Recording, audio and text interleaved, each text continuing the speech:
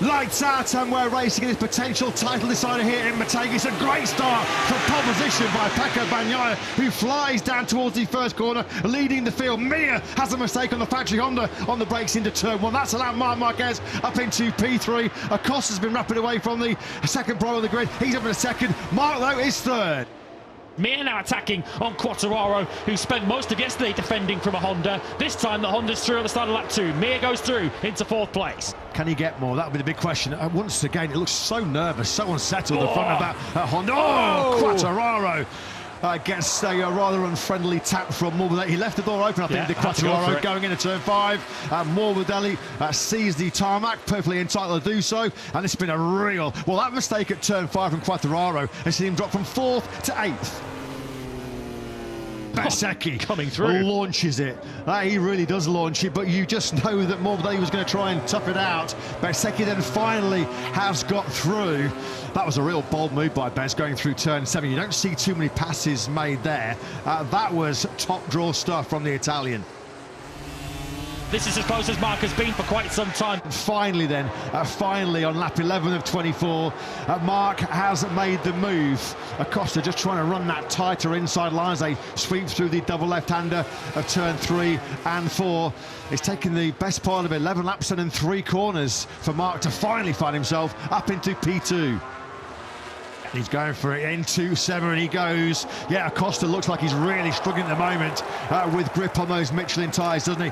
Joan Mir then does fight his way through up into 3rd place. The home crowd are loving this as we have a Honda on the podium potentially here in the Honda-owned Motegi circuit. That was a lovely move. Mir set that up brilliantly. Attacked hard on Acosta on the brakes into 5 and then had much better corner speed. Yeah, Acosta's really struggling.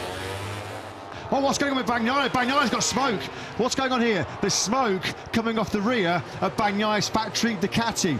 There's something just rubbing on that rear tyre, but there was clear signs of smoke, wasn't there? On the right-hand side of Bagnaia's Ducati, we're going to be keeping a very, very close eye on this one. As he was going through the double right-handers of 3 and 4, yet another puff of smoke there. It's just something, well, he'd be hoping there's something just catching. A shake of the head from Davide Tardozzi, because this would be a heartache. This would be so, so cool if there's a tech issue which could threaten Bagnaia's Japanese Grand Prix dominance. There, that was a big smoke is back. That time. Well, that's clear. That's the biggest plume we've seen so far. We have seen. That is at its worst, no question about it. He's still doing 45.5s, in fairness to Pecco Bagnaia. 5 more laps for that Ducati to hang on. Here is Bagnaia, your race leader. Smoke billows once again out of the exhaust on the factory Ducati. Pops a little bit of a wheel as he grabs a handful of throttle out of that final corner. 2 laps to go then here, and it's a 2-second lead that Bagnaia takes into this lap 23 of 24. Pecco Bagnaia will win the Japanese Grand Prix, but from career-saving surgery in Minnesota back to the top step of the podium Motorland, the crowning glory here in Motegi is the comeback, the top all comebacks. Marc Marquez is the 2025 MotoGP World Champion. He hit rock bottom, but he's risen to the top once again and clinches his 7th MotoGP World Championship. He has done it.